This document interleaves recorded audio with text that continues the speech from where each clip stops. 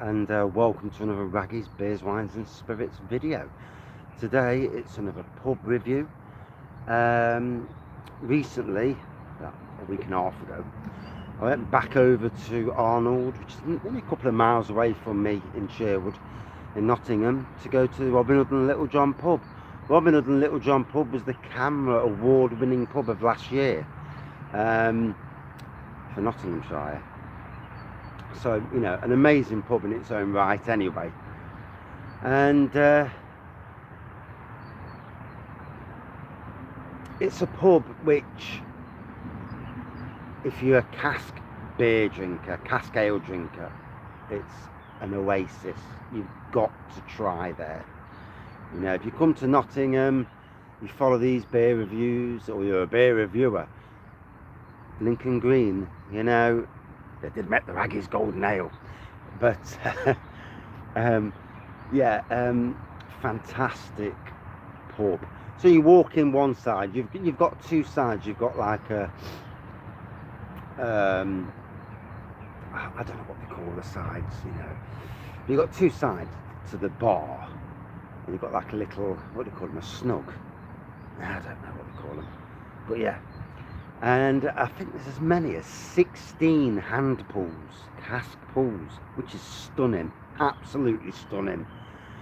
And so it means they can hold their own little beer festival at any time, you know, just by having that many different beers on all at one time. I'm sure it's 16.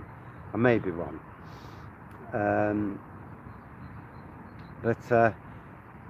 Yeah, so cask beer. I mean, I went in the other day, and you know, I wanted to go in all January, and the combination of having no money after Christmas, which is always the killer, you know, wanting to get over, I missed out on some great beers, and they're bringing out beers all the time, and it kills me, you know, when I don't get them. And I'm like a collector of beers to do beer reviews, and it's something that it does needle me when I don't win and I don't get. So we went over, we'd just been to the Blue Monkey down the road, the refurbished Blue Monkey, which was amazing. And we popped into Robin Hood. I could only have one pint because the fact is I was driving, so, you know, you've got to be careful. So at 3/3, I had the cask lager. It was okay, it wasn't really my cup of tea, to be honest. But it tasted nice, it just wasn't my cup of tea. So there was a winter warmer that brr, I had that brr, and then there was another one, I can't remember the blooming name of it now, but yeah, they're all nice. Just cask lager wasn't my particular cup of tea, but still in great condition. As always, good staff, the bar was clean, good selection of gins. What makes me laugh about Robin Hood, they do sell lager, but they keep the lager hidden on kegs, and you wouldn't know it was there if you didn't look. So for those like the the lager drinkers who just want to go out and cause, you know, like you Wetherspoons type drinkers, even though the lager's in there, what they want is a family-friendly pub. Dogs are allowed. They used to do dog beer at one stage, because I was like, dog beer? Took it home. My dog didn't like it. Funny bleeder. I should have reviewed it myself. Non-alcoholic, obviously. Toilets are clean, like I say. Staff are great. They do takeaway options. So say like me, you're one of these who likes to review beers at home, or even try beers at home.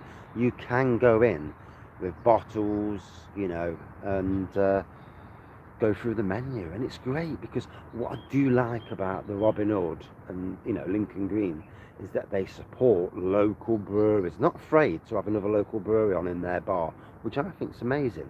You know, the more we support each other's as a world, not just as pubs, but the more we support each other's, the better the world will be.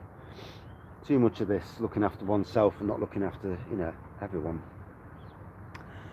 But yeah, we had a great time. We were listening to the conversation on the next table. Yeah. Funny what people say when they've had a drink. Yeah. And we'll be going back again there soon. And my hopes and aspirations are, and I think this may be happening, maybe soon, is that the good people at Lincoln Green